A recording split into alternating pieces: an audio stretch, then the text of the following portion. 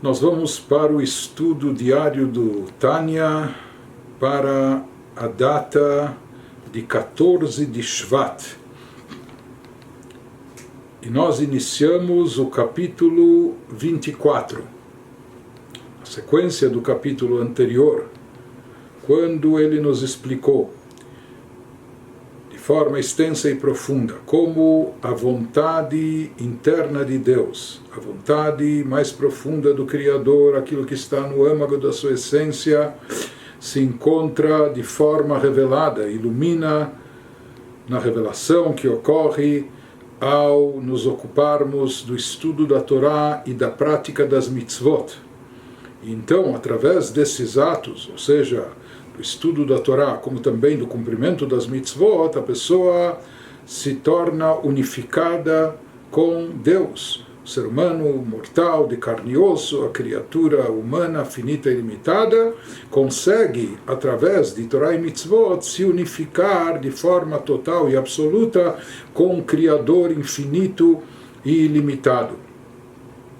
Em contraste a isso, nesse capítulo nós vamos estudar, o Rav Shneur Zalman no Alter Rebbe vai nos ensinar o contrário, também o oposto que ocorre, como que através dos pecados e das transgressões que se constituem no contrário da vontade divina, ao cometer as transgressões, ao fazer os pecados, a pessoa com isso se aparta, se separa de Deus, se separa do Criador. E sempre lembrando que nesses últimos capítulos nós estamos explicando aquilo que já nos foi dito anteriormente, que os dois primeiros dos 10 mandamentos, eu sou Deus teu Deus, e não tenha diante de ti outras divindades, etc., que esses 2 mandamentos são a fonte e origem de todas as mitzvot da Torá, do cumprimento de todos os preceitos. O primeiro preceito, que consiste em acreditar em Deus, na unicidade de Deus, ele engloba dentro de si o cumprimento de todos os preceitos positivos, enquanto que o segundo mandamento, aquele que proíbe a idolatria, ele engloba dentro de si todas as proibições da Torá. Nós explicamos como que no capítulo anterior, como que através do cumprimento ativo de todos os preceitos positivos da Torá, quando uma pessoa cumpre a Torá e as mitzvot, com isso ele se unifica com Deus, ou seja, ele está ligado com o primeiro mandamento dos 10 mandamentos, que fala, acredite e viva isso, que eu sou Deus, teu Deus, seja a unicidade de Deus. Ao cumprir as mitzvot, a pessoa então, portanto, está se unificando com Deus. E agora ele nos elabora o aspecto oposto, o outro lado da moeda, que quando a pessoa transgride mitzvot proibitivas, cometendo transgressões, cometendo pecados, infrações, com isso ele está se separando de Deus, se apartando de Deus, exatamente como é a Avodah Zará, ou seja, aqui ele está nos explicando, nos elucidando que não é apenas ao se ajoelhar literalmente a uma estatueta, ao adorar um ídolo, isso significa Avodah Zará. Avodah Zará significa dar importância e atribuir poder e divindade a alguma outra coisa além de Deus. No momento que isso acontece, então aqui é como se houvessem outros deuses, como se a pessoa está fazendo ou permitindo existir ou dando importância a outras coisas que são chamados outros deuses, algo além de Deus. Isso é considerado idolatria. Da mesma maneira, quando uma pessoa comete uma transgressão, ele vai nos explicar, qualquer transgressão que seja, isso também acontece porque ele não está consciente da unicidade de Deus, ele está atribuindo importância a outras coisas, ao seu próprio ego, suas vontades, ou aquilo que o mundo lhe oferece, lhe seduz, etc. E com isso ele está se apartando de Deus, se desvinculando de Deus, que é o mesmo efeito que ocorre quando a pessoa comete idolatria. Então isso ele vai nos explicar no capítulo 24, quando ele nos diz, Veze leumadze, Hen shasa mitzvot lo ta'aseh deoraita vechol isurei derabanan.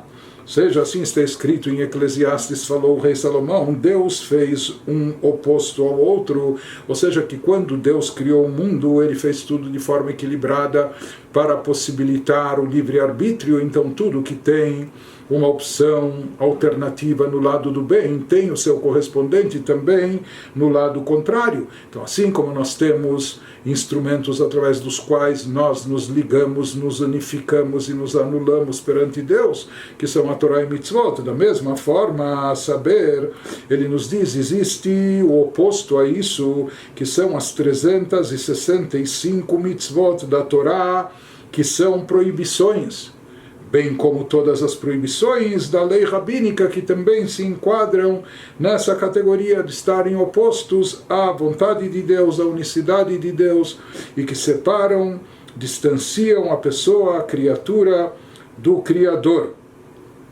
Ele nos fala porque me'achar shehem neged retzono vechokhmato yitbarach ve'efcham mamash.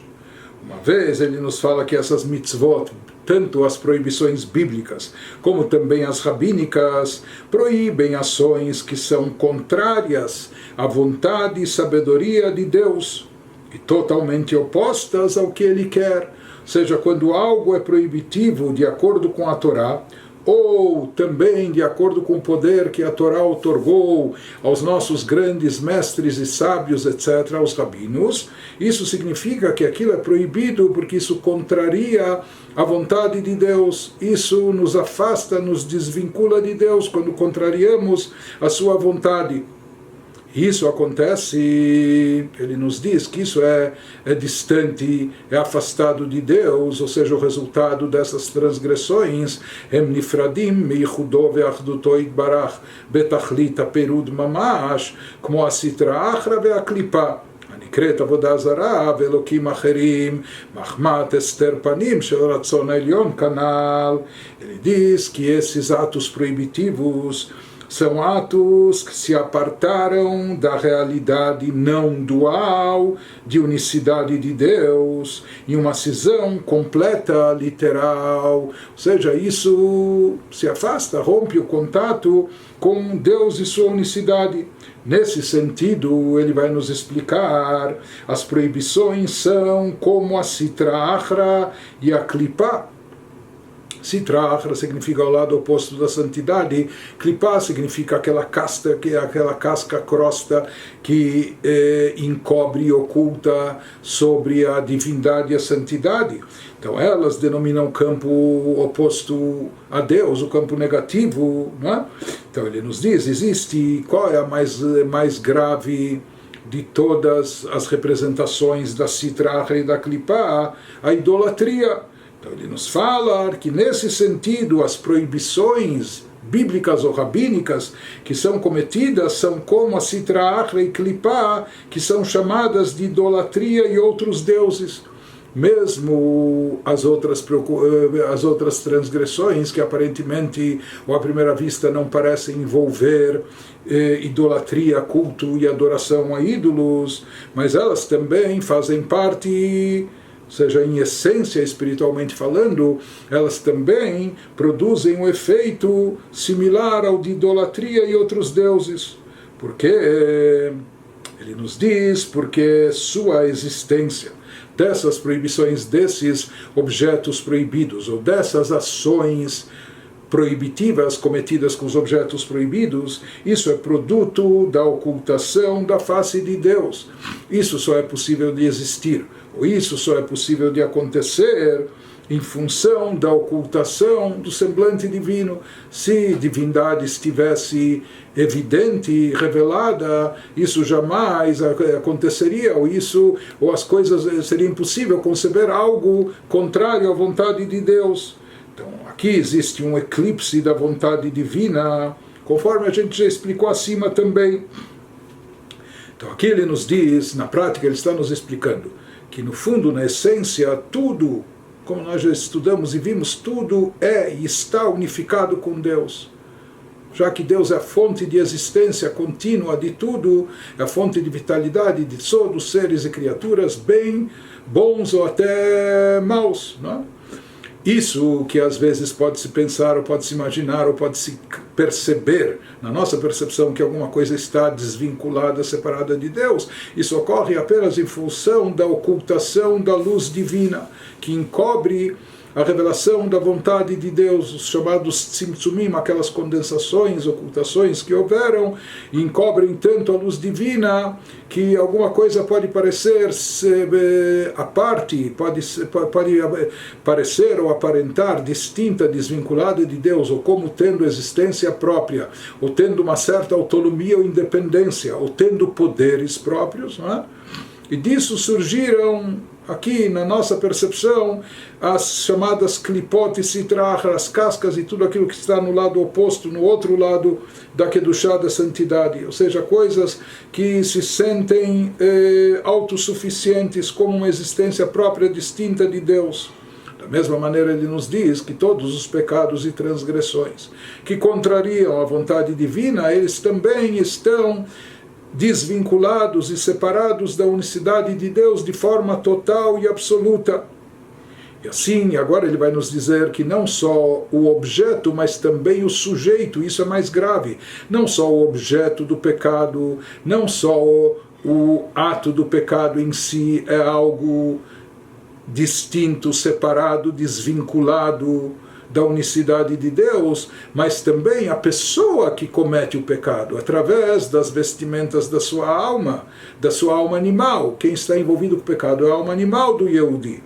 Seja ele comete o pecado ou pensando em alguma coisa proibitiva, ou falando algo proibido, ou fazendo algo que é proibido. Então a energia da sua alma animal investida nesse ato, como a própria alma animal do Yehudi, do indivíduo naquele instante que se reveste no ato pecaminoso, tudo isso se separa, se aparta, se desvincula de Deus.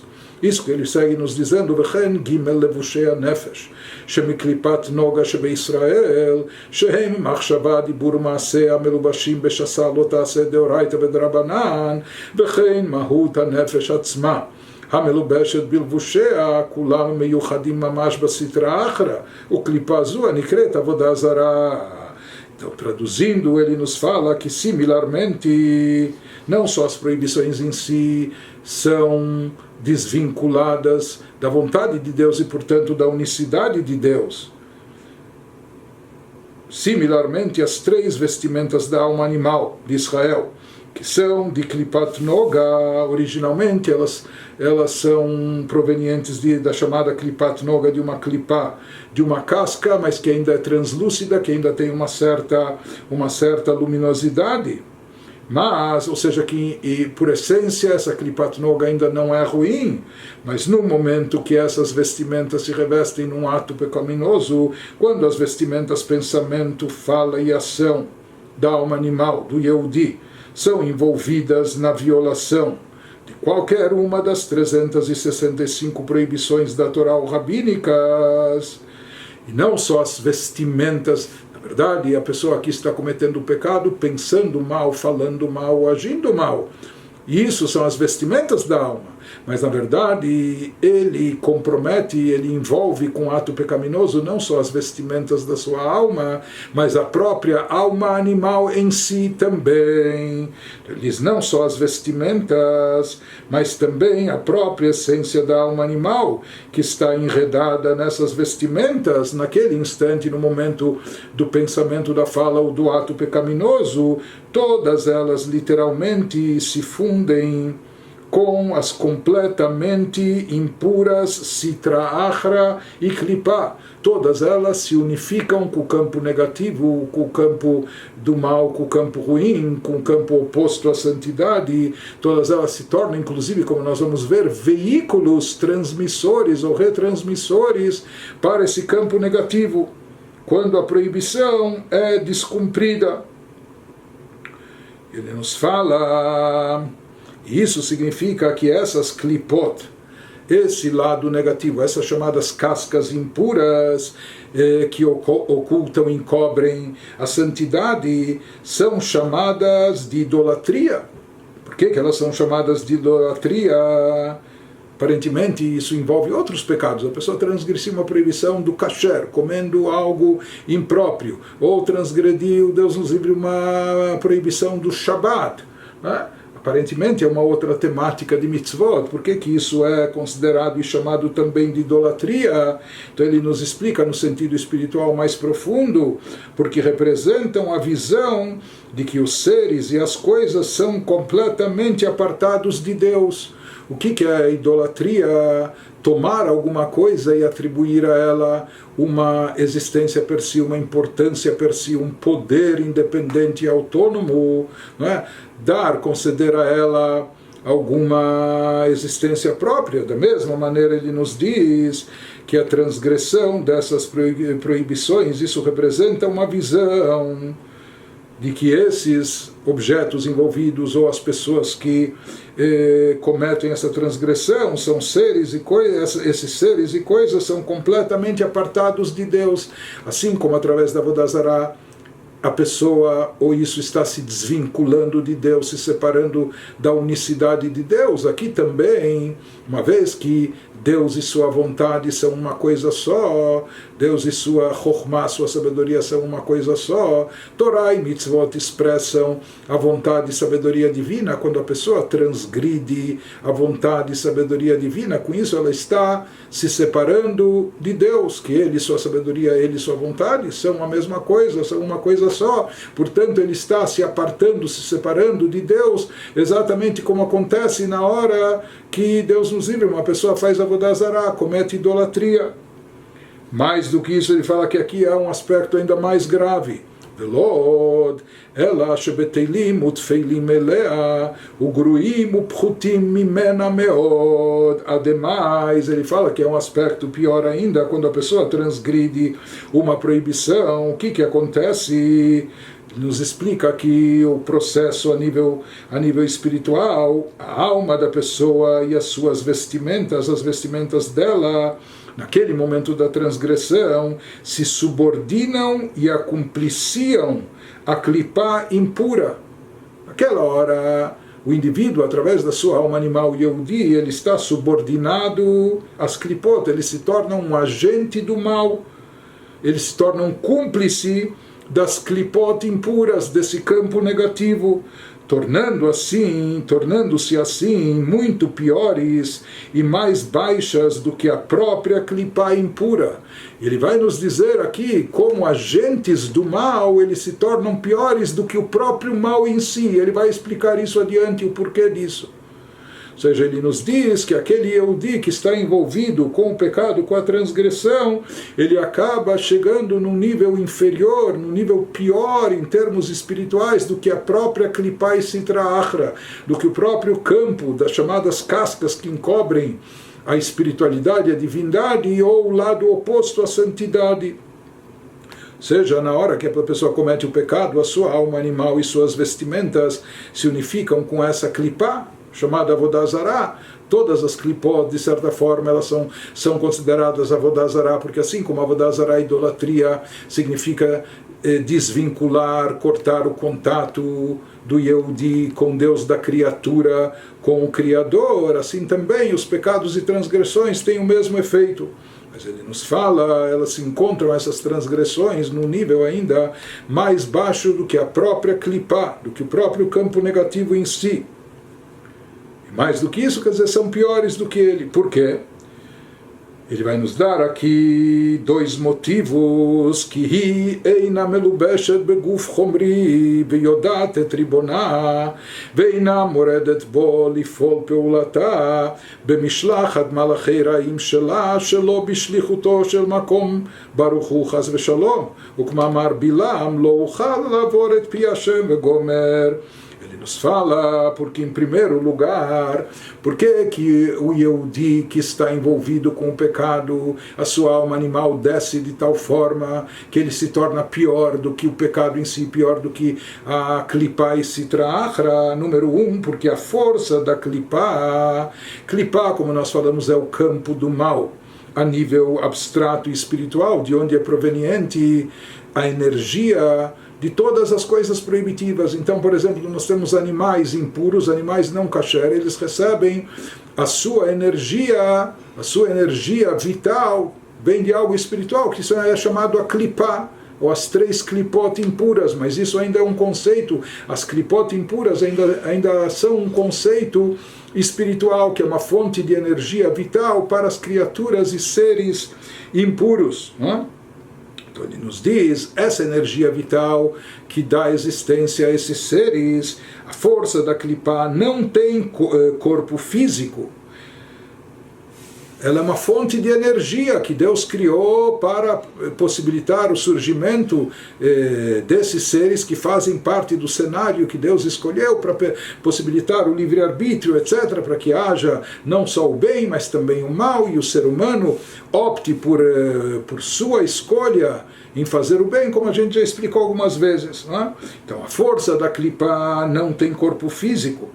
Porém, ao cometer a transgressão, a pessoa lhe fornece ou seja, ele próprio se torna um veículo para propagar e expandir esse vírus, que era uma coisa espiritual, uma coisa abstrata. Porém, quando a pessoa faz o pecado, ela fornece um corpo físico para fazer com que essa força, essa energia da clipá se espalhe pelo mundo terrestre, físico e material, permitindo-se ser veículo de expressão da clipá.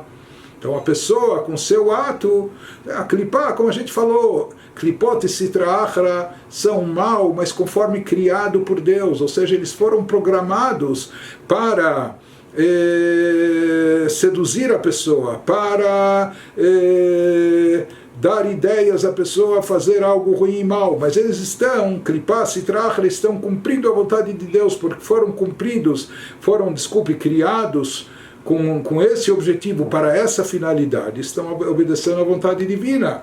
Porém, no momento que a pessoa opta em fazer o mal, pensar, falar ou fazer o mal, com isso ela se torna um veículo para propagar e expandir o mal, mais do que a cota divina que foi estipulada para eles.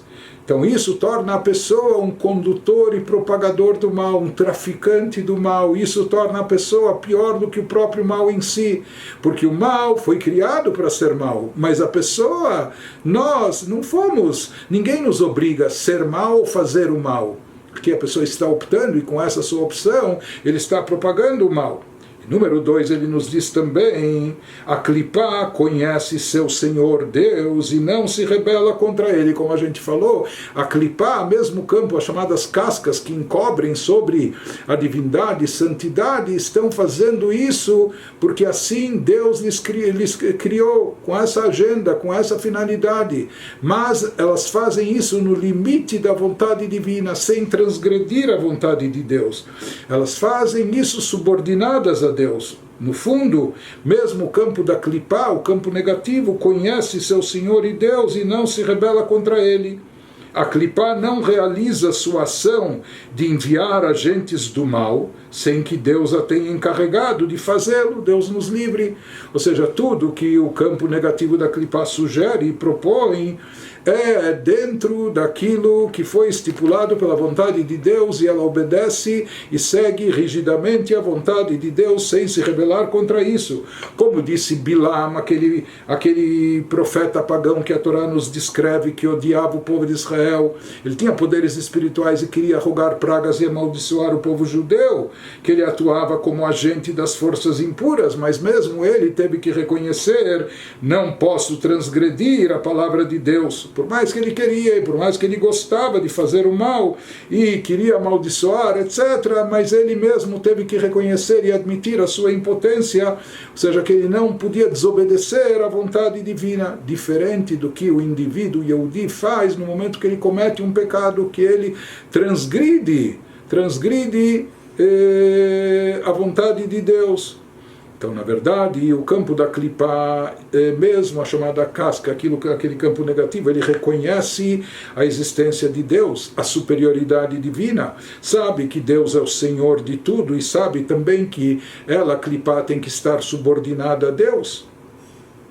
O problema da clipá é que ela se sente como uma existência própria, ela se sente um pouco autossuficiente e atribui a si algum poder próprio, e isso, como nós já falamos, é uma negação da unicidade de Deus, o que a aparta, a desvincula de Deus, porque na realidade tudo está anulado diante da divindade, que dá força e existência a tudo e todos. Ele nos diz, Ve'av shenikra avodah zarah, e apesar de a clipá ser chamada de idolatria, como a gente já viu, que tudo que está no campo da clipá está associado com idolatria, que consiste em atribuir importância a algo mais, ou em fazer algo que separa e desvincula a pessoa de Deus. Apesar de a clipá ser chamada de idolatria, isso só ocorre porque a clipá nega dentro de si a presença de Deus. Ela acha tudo bem, ela sabe que Deus existe, ela sabe que Deus é o Criador, que Deus é o Regente, mas ela imagina que Deus, por assim dizer, está lá em cima, e aqui ele deu uma certa autonomia às criaturas, e ela acha que ela tem poderes próprios. Então a clipá nega dentro. Então o problema da clipá é que ela nega dentro de si a presença de Deus. Ela acha que ela vai poder fazer algumas coisas ao seu, pela sua vontade, mesmo diferente da vontade de Deus. Mas, por essência, a própria clipá não ignora o Criador, ela não nega Deus como causa distante do universo. Talvez ela ache que Deus não está atuante aqui no universo em todos os detalhes, mas ela não nega Deus como a causa distante do universo. E os idólatras, reconhecendo esse fato, chamam a Deus de Deus dos deuses, como nós vamos ver a seguir. Ou seja, Afshenikra avodah zarah, hakarule lakadelakaya. Ou seja, eles reconhecem a Deus, apenas que eles acham que talvez pode haver outras divindades, outros poderes atuantes no mundo, e chamam Deus como Deus dos deuses, e isso já é avodah zarah.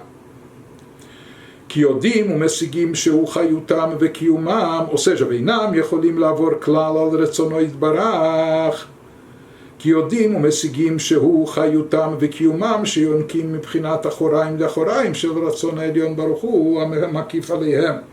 Ele nos fala que a própria clipá e avodah zarah, no fundo eles reconhecem a Deus, sabem, as clipot são totalmente incapazes de transgredir a vontade de Deus, porque sabem e compreendem que Ele é sua energia vital e sustento, visto que elas sugam sua força vital da parte mais externa das costas da vontade divina, que a circunda de maneira apartada.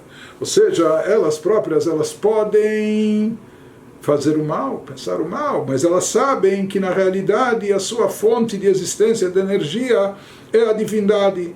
E por mais que a vitalidade da clipá vem de algo residual, por assim dizer, vem daquilo que Deus joga pelas costas, não que Deus aprecie, goste, etc., mas isso vem das costas, ou seja, da parte mais externa, que isso apenas por força maior, por necessidade para criar o cenário, como nós dissemos, mas no final das contas elas sabem, reconhecem que a divindade, a fonte de energia delas, de vitalidade, é proveniente de Deus, mesmo que isso venha do lado de trás, por assim dizer.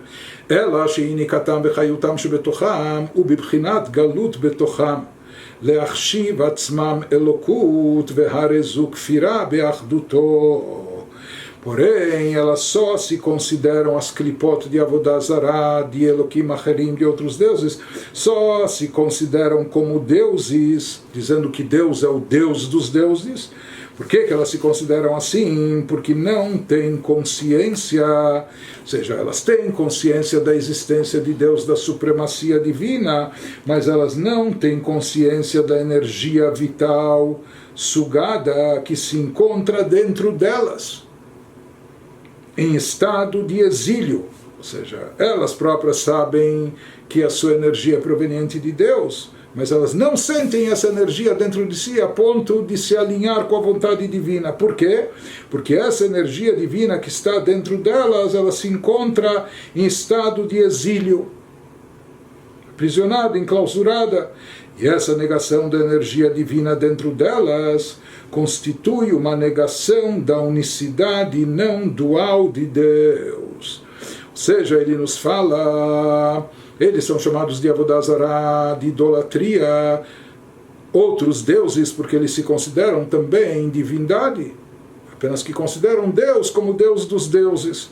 Ou seja, se a força divina vital estivesse dentro deles de forma revelada e evidente, elas também, Então ele está nos explicando como que no caso da Avodah Zarah, da Sitra Achra, por mais que elas reconhecem a existência de Deus e Deus como fonte da sua vitalidade, mas por que elas também se consideram autossuficientes e também uma divindade per si, apenas dizendo que Deus é a divindade maior, Ele é o Deus dos deuses. Por quê? Porque essa força vital presente dentro delas e atuante dentro delas, que dá vida e existência a elas, essa força vital se encontra exilada, se encontra presa, sem poder de atuação. Se ela estivesse revelada, automaticamente esses seres e criaturas também se anulariam por completo a sua fonte de energia vital, que é a divindade, que é Deus.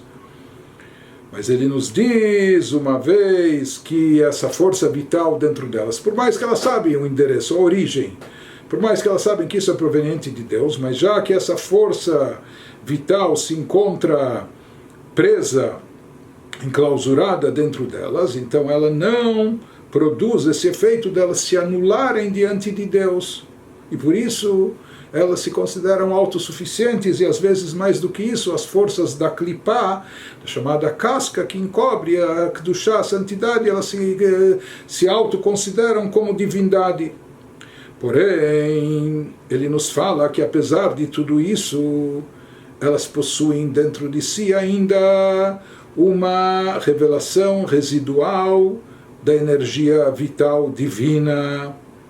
Ou seja, mesmo esse campo negativo, mesmo esse campo oposto à Kedushá, a santidade, o outro lado, o Sitra Achra, mesmo as Klipot que encobrem e ocultam sobre toda a luz e energia divina, porém, elas ainda sentem algo dessa luz divina dentro de si, e isso que produz esse efeito delas não contestarem ou não negarem a Deus totalmente. Ou seja, acreditam em Deus, Deus é o poder maior, elas que dizem, mas Deus está lá em cima, e aqui embaixo somos nós. Deus é Deus, mas Ele é o Deus dos deuses. Nós também temos algum poder próprio. Mas se diz que exatamente por elas terem, possuírem dentro de si, de alguma forma ainda se manifestando essa energia divina, por isso elas não negam totalmente a Deus, a existência de Deus, elas não contestam a presença de Deus, etc., apenas que elas atribuem a si também uma divindade. Então, isso que ele nos diz, já que essa energia vital dentro delas é sugada, que se encontra dentro delas em estado de exílio, e essa negação da energia divina dentro delas constitui uma negação da unicidade não dual de Deus. Contudo, elas não negam nem repudiam Deus completamente, dizendo Ele não existe. Ao contrário, chamam-no, como nós falamos, Deus dos deuses, reconhecendo que sua energia vital e sustento, que mesmo a energia vital e sustento delas, das Klipot, derivam de sua vontade, da vontade de Deus, que as faz descer para as Klipot, mas mantém certa distância. Enfim, em função de tudo isso, Aval Mikol Makom, com isso ele está querendo nos explicar por que a pessoa que faz o pecado acaba se encontrando no estado espiritual inferior, mais baixo e grave do que as próprias Klipot, do que as próprias forças do mal. Então ele nos diz, por mais que essas forças do mal atribuem poder e divindade a si próprias, mas elas continuam acreditando que a força maior é Deus. Aval mikol makom einam kofrim veki chashuv Hashem legamrei velomar lohu ela dekaru lelakad elakaya.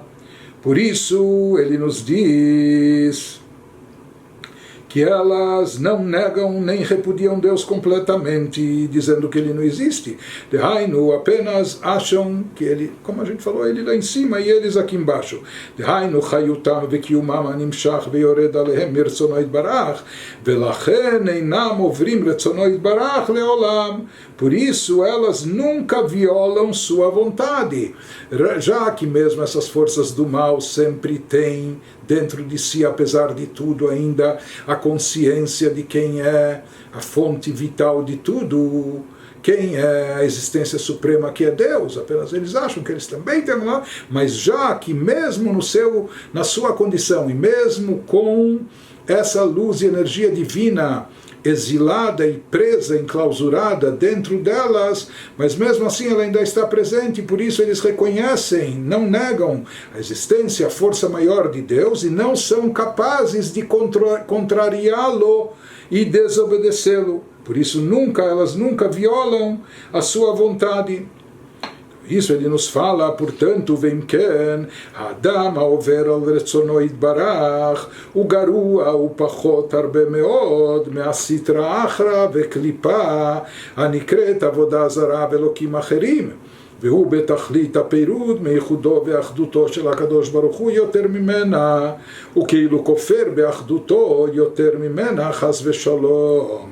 Traduzindo, se é assim, ou seja, que as clipot nunca desobedecem a Deus, segue-se o que a gente vê, percebe e conclui disso, que o indivíduo que viola a vontade de Deus é pior e muito mais baixo que a Sitra Achra, que é o lado oposto à santidade, e a Klipá, e as chamadas cascas, entre aspas, que encobrem a divindade, que não violam sua vontade e são chamadas de idolatria e outros deuses. Enquanto que a pessoa que faz um pecado, ela, cara dura, transgride a vontade de Deus, aquilo que nem as forças do mal fazem. Portanto, o transgressor está completamente desligado da unicidade não dual de Deus, mais do que a própria Klipá, como se negasse a existência divina, como se negasse sua unicidade, mais do que a Klipá, Deus nos livre. כמו שכתוב בעץ חיים שר מ"ב סוף פרק ד' שהרע שבעולם הזה החומרי ושמרי הקליפות הגסות וכולי. Como consta em Etz Chaim, sessão 42, Etz Chaim faz parte dos escritos do Rab Chaim Vital, que transcrevia os ensinamentos do Arizal, do cabalista Rabbi Yitzhak Luria, no fim do capítulo 4, que o mal nesse mundo físico, o mal aqui são os resíduos das clipot grosseiras que sobram no fim do processo de refinamento, etc. Ou seja, que o mal presente aqui nesse mundo, onde as pessoas podem transgredir a vontade de Deus mais do que as forças do que as forças espirituais do próprio mal, aqui se encontram os resíduos das clipot mais grosseiras, aquilo que sobra no fim do processo de refinamento, ou seja, a parte mais grosseira das clipot está aqui. Em outras palavras, explicando o que ele nos diz aqui, no que consiste a unicidade de Deus, ou seja, em termos consciência de que Ele domina tudo, Ele é a única força absoluta, e a Ele nós devemos obediência. Mais do que isso, como a gente falou, o verdadeiro conceito de unicidade de Deus, não só que Deus é um e único, mas é a única existência real e absoluta, é a fonte de tudo, nada tem existência própria além dele, portanto tudo está completamente anulado a Ele. Ele é um e único nesse sentido, exatamente como antes da criação. Quando vem o campo do mal, que são as clipot, eles começam a se autoconsiderar como algo à parte. Com isso, essas forças do mal já estão negando a unicidade de Deus, quando elas atribuem a si algum poder próprio. Ou que existe Deus, mas Ele é o Deus dos deuses, que eles também são deuses. Porém, por mais que aqui estão contestando a unicidade de Deus, porém ainda reconhecem que o Big Boss, o grande dono de tudo, o patrão de tudo, e único ainda é Deus, ele é a força maior. Então, as Klipot, por mais que elas se autoconsideram e às vezes atribuem a si próprias ainda até alguma divindade, mas acreditam e mantêm essa consciência que Deus está acima de tudo, ele é o Deus acima das divindades, né? Porém, ele nos fala o que ele nos explicou aqui, que o pecador, através da sua transgressão, através desse ato contrário à vontade de Deus, com isso ele está agindo de forma tal, seja também contra esse conceito de que Deus é o único absoluto, não é, soberano, que apenas a ele a gente deve obedecer e deve seguir, porque aqui ele está fazendo o contrário da sua vontade. Como a gente falou, nem as forças do mal se atrevem, elas até se acham alguma coisa, elas podem até se autoconsiderar e autossuficiência e até divindade, mas elas não se atrevem a contrariar a vontade de Deus, fazendo o contrário do que ele prescreve. Enquanto que aqui o pecador, ele com a sua transgressão está contrariando a própria vontade de Deus, pior do que as forças do mal. Por isso, nesse sentido, é considerado como se ele estivesse contestando a própria unicidade de Deus mais do que as próprias Klipot, porque as Klipot ainda reconhecem a supremacia de Deus. E por isso, o pecador, na hora do pecado, ele está desvinculado, apartado, separado de Deus, mais do que as próprias forças do mal. Em outras palavras, ele está nos dizendo que essa negação da unicidade de Deus ao transgredir a sua vontade é algo que pode acontecer, é possível de acontecer apenas nesse mundo físico materialista nosso, nesse campo terrestre, baixo, em termos espirituais. Nós vimos que as forças do mal, ainda num plano abstrato e espiritual, antes elas não se revestem em coisas impuras ou em coisas negativas aqui no mundo material, se elas não tiverem um transmissor ou retransmissor, alguém para conduzir esse mal e fazer com que ele vá se expandir. Por isso se fala que essas forças do mal, assim se diz, ela Yodat Triboná, ela reconhece ainda a Deus como Senhor do Universo e não se rebela contra Ele. Ela não tem o poder de transgredir sua vontade. Porém, justamente esse campo físico terrestre material baixo nosso, é isso que acaba encobrindo de tal forma sobre a luz divina, sobre a presença divina, até que isso possibilita a pessoa ignorar a presença de Deus, ignorar a existência de Deus, ignorar a supremacia de Deus, etc., e não se importar, ou mesmo que a pessoa saiba, acredita que Deus existe, etc., mas ele não se importa em absoluto em transgredir a sua vontade. Então esse fenômeno só é plausível, só é possível aqui nesse mundo físico materialista nosso.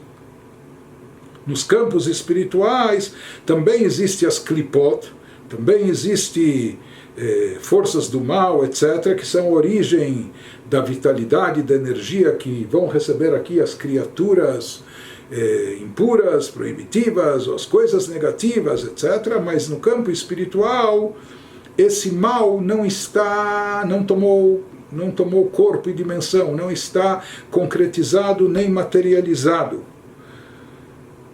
Enquanto isso, ou seja, em contraste com isso, se diz que aqui nesse plano baixo nosso, aqui se encontra o mal na sua forma mais grosseira, mais consistente, ou seja, que já toma corpo como uma existência própria negativa, etc. E aqui ou seja, nesse plano terrestre nosso se encontra o nível mais baixo e inferior dos chamados resíduos das Klipot mais grosseiras, os piores resíduos, etc., se encontram aqui embaixo no nosso plano. Só aqui podem tomar corpo, não é? E podem se revestir corpo as forças do mal, a tal ponto da pessoa não se importar com a vontade divina.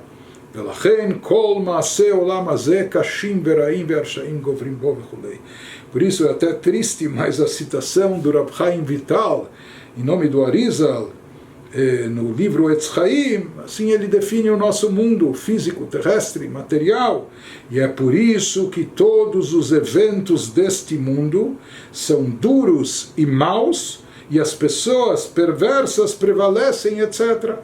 Essa é a definição que está nos escritos cabalísticos já de quase 500 anos atrás, por parte do Rab Chaim Vital em nome do Arizal. Ou seja, já que nesse mundo aqui existem os resíduos finais mais baixos da chamada Klipá, ou os resíduos mais grosseiros da Klipá, que aqui podem se materializar e podem tomar corpo, se revestindo na pessoa que está pecando, cometendo transgressões e assim indo contra a vontade de Deus. Por isso ele nos diz, acaba acontecendo que todos os eventos desse mundo são duros e maus e as pessoas perversas prevalecem, etc.